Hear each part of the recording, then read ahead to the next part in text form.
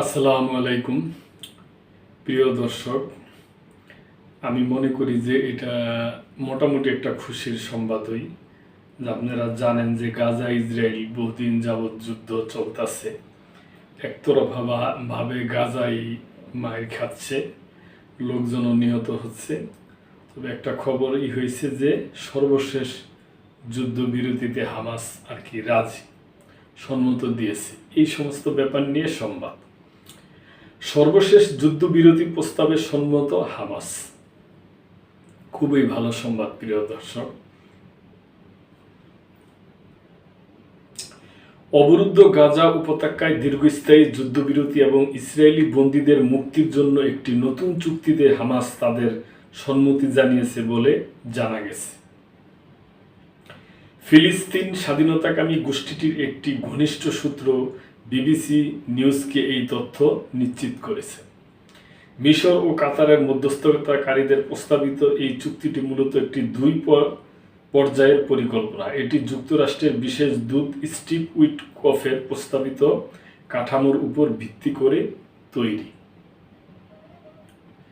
প্রস্তাবনা অনুযায়ী হামাস ৬০ দিনের একটি অস্থায়ী যুদ্ধবিরতির সময়কালে দুই ধাপে প্রায় ২০ জন জীবিত ইসরায়েলি বন্দীকে মুক্তি দিবে। একই সময়ে একটি স্থায়ী যুদ্ধবিরতি এবং গাজা থেকে ইসরায়েলি সেনা প্রত্যাহারের বিষয়ে আলোচনা চলবে। এই খবরের পর তাৎক্ষণিকভাবে ইসরায়েলি কর্মকর্তাদের কাছ থেকে কোনো মন্তব্য পাওয়া যায়নি। এদিকে রবিবার রাতে তেল আবিবে হাজার হাজার মানুষ রাস্তায় নেমে আসে। তারা ইসরায়েলি সরকারকে হামাসের সাথে একটি চুক্তি করে জিম্মিদের ফিরিয়ে আনার জন্য চাপ দেন।